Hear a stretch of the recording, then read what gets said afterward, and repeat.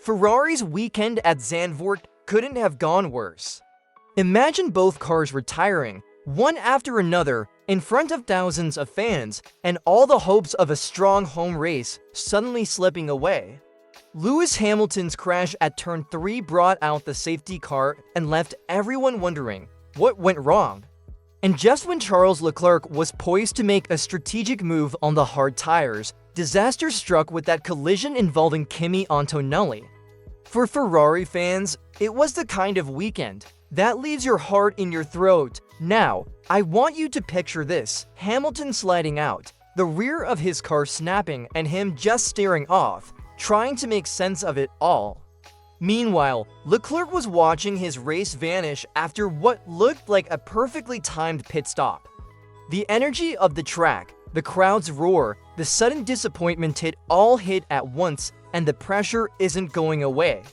Monza is coming, Ferrari's home turf, and expectations couldn't be higher. Before we dive deeper into exactly what caused Hamilton's crash and how Leclerc's strategy unraveled, take a moment and hit that subscribe button, ring the bell, and like the video. Your support is huge. It helps us reach that 1,000 subscriber goal and ensures you don't miss any F1 breakdowns. And tell me this in the comments: who had the worst weekend at Zandvoort, Hamilton or Leclerc? Vote in the poll or leave your answer below. Stay with me, because next we're breaking down Hamilton's crash frame by frame, analyzing exactly what happened at turn 3 and why it's raising so many questions about his adaptation to the Ferrari this season. Trust me, you don't want to miss it.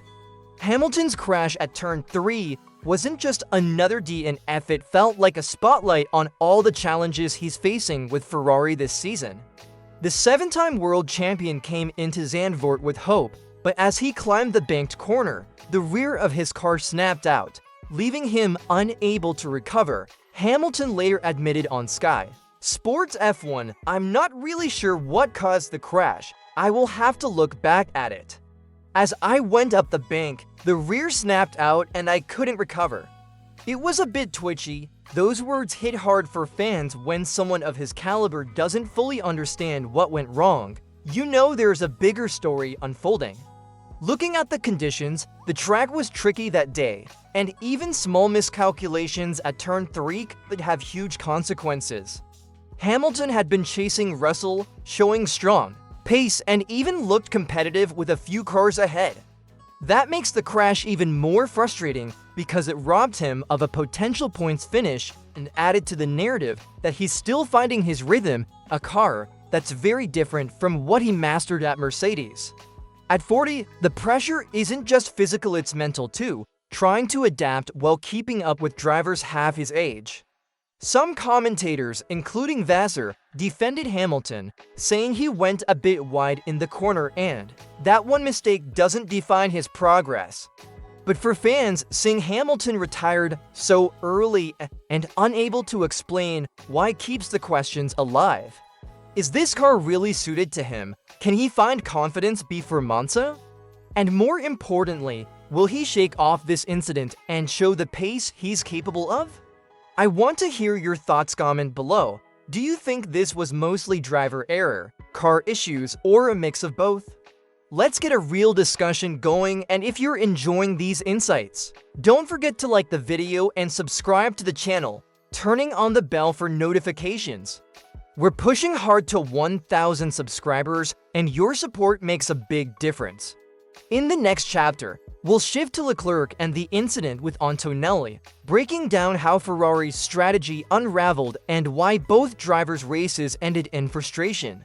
Trust me, it's a sequence you need to see to understand how Zandvoort became such a pivotal weekend for the Scuderia. Charles Leclerc's weekend at Zandvoort was a roller coaster that ended in heartbreak.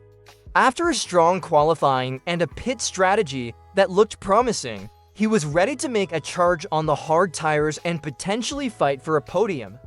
Everything seemed aligned. The timing of the pit stop was perfect, the car was balanced, and he was keeping himself at DRS distance from Russell. But just as he was about to unleash a set of flying laps, disaster struck.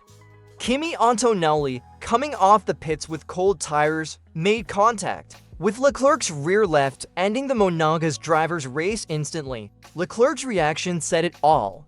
Instead of storming back to the garage, he stayed near the accident site, almost in a daze, reflecting on what had just happened. The frustration was visible, and it wasn't just about losing points, it was about a chance Ferrari had been building all weekend slipping through their fingers. The strategic call to switch to hard tires was smart, positioning him for a late race attack. But in a moment, the plan unraveled completely. The fallout wasn't limited to Leclerc. Ferrari now faced a double DNF for the first time since the Chinese Grand Prix, and the timing couldn't have been worse with Monza around the corner. Beyond lost points, there were questions about team coordination, driver positioning, and race management.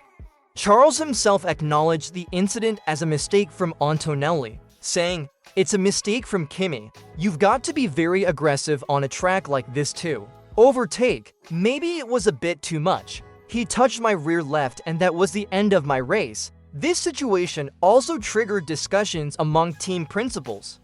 Toto Wolff expressed partial sympathy, noting that he didn't want Leclerc to face further penalties at Monza because of this contact, but at the same time, the incident highlighted how quickly one mistake can erase all the work a team has done. For Ferrari fans, it was a bitter reminder that strategy and skill can only take you so far. If luck isn't on your side, now, I want to hear from you. Rate Antonelli's move reckless, racing incident, or fair? Drop your vote in the comments, and if you're enjoying this breakdown, don't forget to like the video and subscribe to our channel, hitting the notification bell so you won't miss Monza analysis. Your support is huge in helping us reach our 1,000 subscriber goal. After the double DNF at Zandvoort, Ferrari's focus immediately turned to damage control and preparation for Monza. Frederick Vasseur and the team stressed that while the weekend was disappointing, they are determined to bounce back stronger. The Scuderia's engineers are analyzing every detail, from setup adjustments to pit strategy, to make sure they avoid repeating the same mistakes.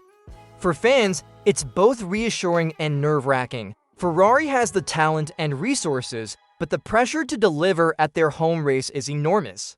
The implications for the championship are also significant, losing points too. Rivals like Mercedes and McLaren in one weekend puts Ferrari behind in both driver and constructor standings, and the margin for error at Monza is thinner than ever.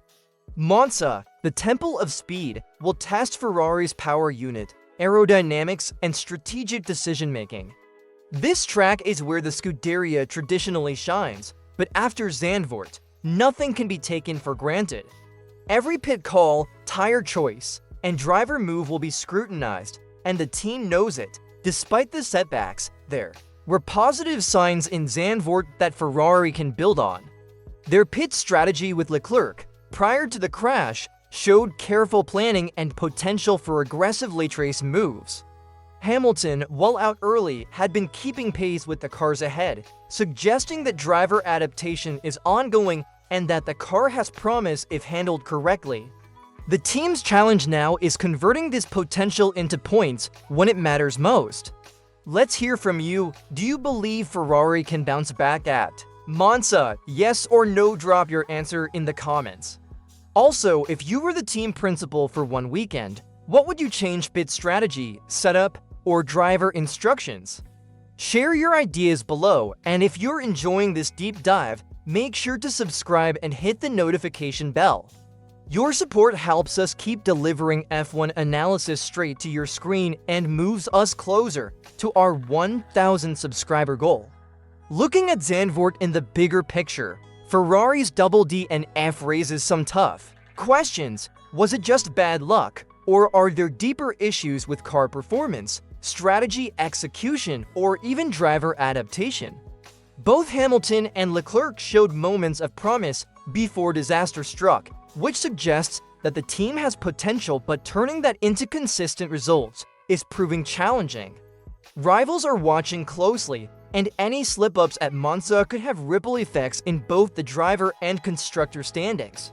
For Lewis Hamilton, this weekend adds to the narrative that He's still finding his rhythm with Ferrari. 15 races into the season without a podium might seem worrying, but it's also a testament to the challenge of adapting to a new car in a highly competitive field. Leclerc, meanwhile, can't afford any mistakes, especially on home soil. The Zandvoort incident with Antonelli highlights how quickly strategy can unravel, reminding us that in F1, luck and timing are just as important as skill and speed. For the team, the key takeaway is clear: they need to convert potential into points when it matters most. Monza is a golden opportunity, but also a pressure cooker where mistakes are magnified. Every pit stop, tire choice, and decision will be under scrutiny. Ferrari fans will be watching with bated breath, hoping that the lessons from Zandvoort translate into strong results. Now it's your turn. Comment below with your take. Is Ferrari's problem mostly technical, psychological, or strategic?